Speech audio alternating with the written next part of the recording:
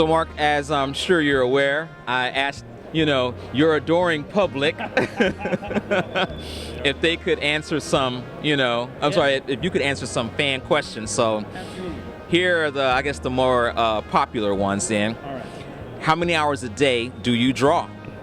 Wow. Well, every day can be different when you're self-employed. I can kind of structure each day in a different way. But if I'm hard at work behind a deadline, I will be working very much a kind of 9-to-5 schedule, almost like your average working man. What happens is I shift it a little early. I tend to get started a little earlier. I may be at the table by 8 in the morning, say, because I have my highest energy in the morning.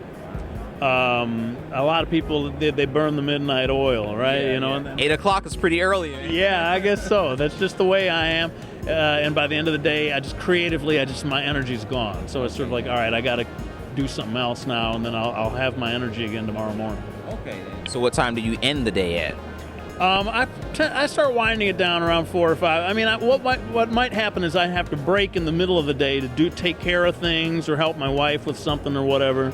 Okay. And then so I'll get back into it in the middle of the afternoon and maybe go towards 5 or 6 or later than that. So yeah. Okay, then. But the other thing is I'll work on the weekends. I'll work on a little on Saturday morning. I'll work on throughout the weekend. So. Okay, so you kind of spread it out throughout the whole week then. That's right. Well, when you do something that you love as your job, it doesn't feel like work. It's fun. That's true. So you love to get back to it. You know what I mean?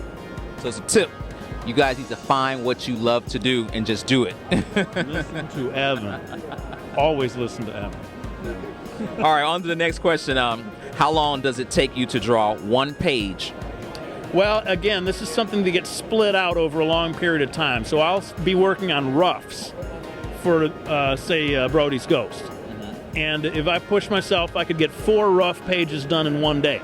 But those are not finished pages. And then when it comes time to do the finished art, I could do maybe 2 pages of finished art. Okay. So I would say almost every page has nearly a day's worth of work in it, maybe just a little less, Yeah.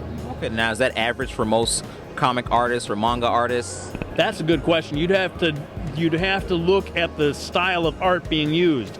If you have a really hyper detailed, thing, and they're working on a very large sheet of paper, I bet those things would take even more than a day to do, And then a lot of times in professional comics, they'll split it up where one guy's penciling, another guy's inking, someone's doing the colors, someone's doing the lettering.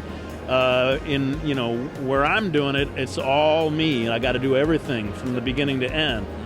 So I have to find a style that allows me to get one page done in a reasonable amount of time. How do you come up with the stories for Mickey Falls and Brody's Ghost and whatnot? Wow, see, now that's a really fascinating question. How do you come up with stories? I think for me, the thing that comes easily to me would be the premise of a story. So like with Brody's Ghost, the basic concept is you have a loser guy who encounters a ghost. This teenage female ghost, she comes into his life and she's like, I need your help. We got to go after this bad guy and catch him. And so he has to get buff and he has to start unlocking these supernatural powers. I mean, that sort of concept came to me early on. Okay. And what was your inspiration for that? I mean, where did ideas come from? Was it a mixture of things throughout your life, books, movies? Yeah, what, yeah. Well, I think basically what I was looking at was a lot of the stories that I enjoyed reading, like Death Note, say, involve an ordinary guy or girl that has some supernatural character come into their life and basically turn their life upside down. And also with Death Note and I think Naruto and a lot of things, there's this period of learning how to use the power, which I think is fascinating. And so I wanted to tell a story that would involve a kid doing that and being trained, which I think Naruto definitely early on had a lot of this training stuff in it, right? Okay. And also, Star Wars. I love Star Wars. Hey, we so all do. Luke Skywalker went through this period of training, and so I was like, I never told a story like that. I want to have that happen in my, in a book that I've done and put my spin on it. So that's how. So it's a mixture of influences then throughout your life. Absolutely. In fact, that would be a piece of advice from me to other people. get a variety of influences. Don't just get all of your ideas from one person. You need to be picking up different things. Some of it could be from manga, some of it could be from movies, some of it can be from books you've read, from your real life experience, blend it all together. Then you get a really rich source of inspiration. This one's I guess a pretty big one.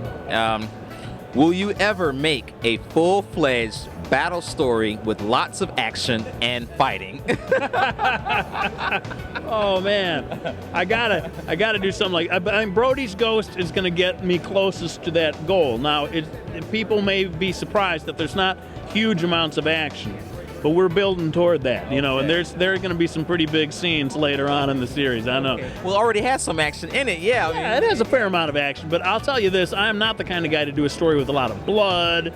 With a lot of swearing, with a lot of, there's other people who are doing that and they do it a lot better than I do. And I've just sort of found my parameters of, I'm trying to make the story that is safe to hand to younger kids, that the librarians and the teachers don't have to be worried about, but it still has some edge to it. It's real, it's not like, hey kids, let's read a story. I don't want to be like that. You have your chosen demographic, but like you said, it has an edge to it. That's right. Yeah. So, and I think a lot of things, and Star Wars is a good example of this, a lot of things can be safe for people of all ages, but still interesting. Look at The Incredibles. If you ever saw, that's a great movie, and you don't have to be a little kid. Adults can really get into that story.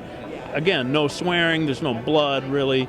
It's just good storytelling. Yeah, something that is true family entertainment, not just preschool entertainment. Exactly. Something mom and dad can enjoy with the kids. Right. That's my goal. That's what I'm always striving for. Okay.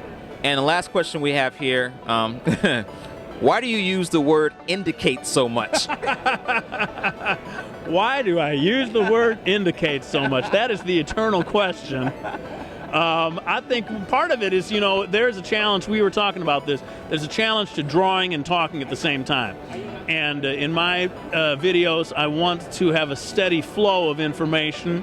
I don't want to just stop talking and be saying nothing. So I think what happens is I get lost a little bit. I'm like, oh, what do I say next? Oh, indicate.